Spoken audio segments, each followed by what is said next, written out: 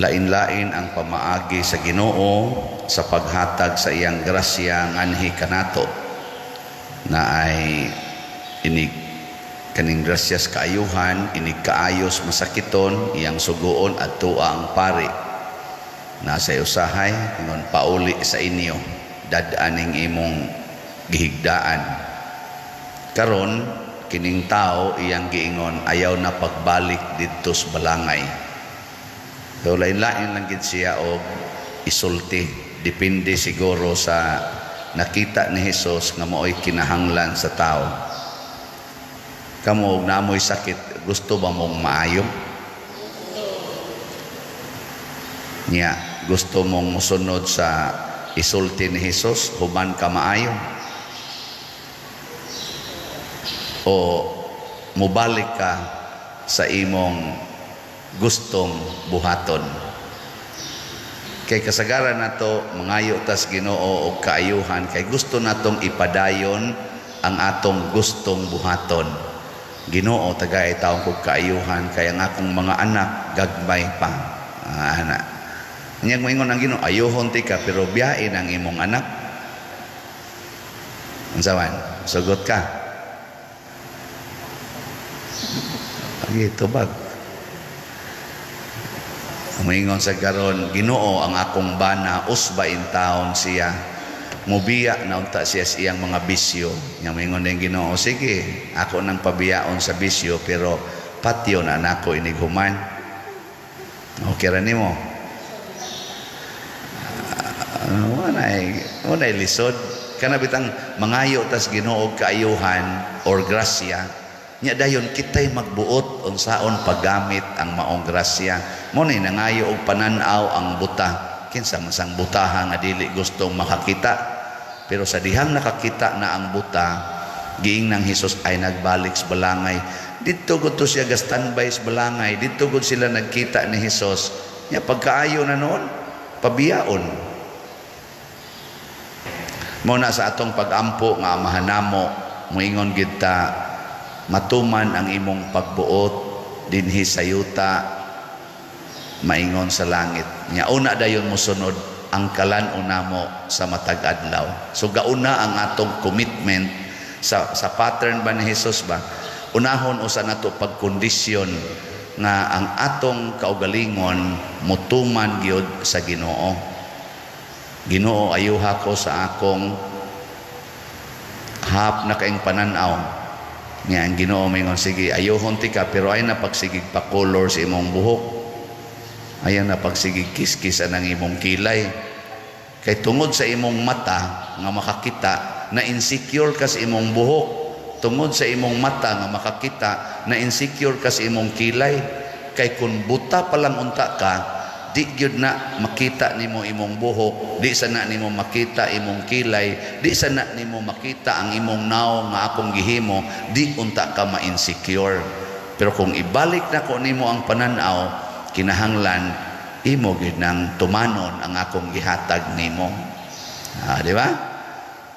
Tagain taong kog kwarta Ginoo, makatrabaho unta ang akong anak, ma-promote unta ko ang Ginoo pero ayaw pagtipig og kwarta, ipalit nagslat. Itabang nas imong mga silingan. Kay ikaw god og daghan na kay kag kwarta no, mahimo kang buta, di nakakakita nga naa day kay mga silingan nga nagkinahanglag kwarta. Nya na para ba jud kay kinaiya na kun daghan na kag kwarta, musugod na kag pangural sa imong yuta, hangtod ang ilang agianan pitos na kaayo. Nya mutukod ra ba kag balay, ang imog yung balay nga tukuron anha gyud sa pidpid sa karsada. Nya ang atop sa imong balay misud na sa karsada hangtod wa na kay kaparkingan. Nya mo palit ra ba dayon kag sakyanan kay daghan kag kwarta, anha nimo iparking sa karsada duol sa imong balay kay ang imong balay naa mas kilid sa karsada, buangon ka. May panalang sa Ginoo mahutdan ka sa kwarta kay ibaligya na nimo imong balay, dimuliso na diha hasta ng imong sakyanan, maimbargo na, at least mahawan-hawan ang daan. Di ba? May daghan na ito ingon anak. Magsigig pangayo o grasya aron gamiton sa atong kaugalingon. Muna sa unang pagbasa, si Noe wa na mangandoy nga mabalik pa siya atong iyang lugar. Kay human sa 40 kaadlaw nga ang kalibutan gisanapan sa lunop, napunan pagyuglaing 14 kaadlaw, una pa siya nanaog sa arka, wa na siya kahibawog hain tong lugar. Pero dito niya tong maong lugar, gidaig niya ang Ginoo. Kanabang hain karon nahimutang, grasya nas Ginoo, asa taron nahimutang, grasya nas Ginoo. Magpasalamat as Ginoo niining atong nahimutangan karon. Ay pagsighangyo atong niagi, kung ang imong bana karon nakapangabit, dayga ang Ginoo ni anang higayuna, ayaw sigig pangandoy, buutan man ta ni siya sa una. Anong animal naman ni karon? Ayaw na ato paghandom atong niagi, mauna ni ron ang bag-o, ato banga ang bag-o. Kung giuban ang imong buhok, ayaw pangandoy atong itong pa imong buhok, atong 20 years old pa ka. Ayaw ibalik dito. Ano mo balik man ka? Dayga ang Ginoo niini karong higayuna. Kung nagsakit na lang imong tuhod, di nakakatikang ng hagdanan, di na sa kakanaog na diretso-diretso, ayaw na pangandoy atong ambak-ambakon lang na natong hagdanan, katong batanon pata, nya mangita din kag doktor dok, ayuhan ning akong tuhod, pila na imong edad, 80, nato nila ning putlon. Ayun pa na ni mong tuhura, 80 na niya, ni sakit na ngayon, putla na lang na. Dayga ang Ginoo, anang imong kahimtang. Sige be, lingi ay mong tupad be. Lingi ba? Ingna, karong adlawa, nakadaig kas Ginoo anang imong naong. Hindi ka na be. Ingna, gidaig ni mong Ginoo anang imong naong, karong adlawa. Ayaw sige balik nga to.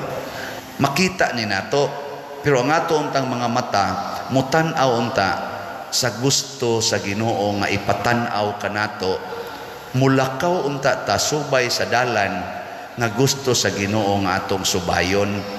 Dili kay mangandoy tag pananaw aron mo subay tas dalan nga gusto natong subayon. O gahapon, Valentine's Day man, pila ka kabuok ang nakasa gahapon. Pangutan ay inyong mga anak, labi na ng imong anak na uyab. Apil na sa nang way uyab, malalaki man o mababay. Pangutan agwa ba sila kasa gahapon sa ilang pagsaulog kuno sa kanang gitawag nila sana iyanaan man ko gahapon siya, Father, ana sila kung sa banay siya, Hearts Day. Apil sa kunay mo ana ha. May gani wa ko kitag madre gahapon, ako tatong anter. Pero heart kay Valentine's Day, pero pila ka kabuk ang nakasa tungod kay di ka mao mo gamit sa gugma sama sa gugma nga gusto ni Kristo nga atong bansayon, nga matod pa niya, love one another as I love you. Do not love one another as you wish to love one another. Do not do that. Ayaw nagbuhatan, maghigugmaay mo, sigun lang sa gusto ninyo na inyong ipadayag ang inyong gugma. Na ako'y standard. Munang ingon siya diri, ayuhon ti ka, ayaw nagbalik dito sa balangay. Si Noe sad, forward, dayga ang Ginoo ni anang imo karong kahimtang. Kay na ako diha, grasya na. Kung anak kay cancer karon, dayga ang Ginoo. Ayaw pagsigi hunahon na atong healthy pa ka. Ingna ang Ginoo, Lord, karon nga anak ko'y cancer stage 4 pagyod, unsa may imong buot ipabuhat kanako. Nainianhin nato din just recently, pa-picture sayag kay siyag naong kuyog sa iyang mga pamilya.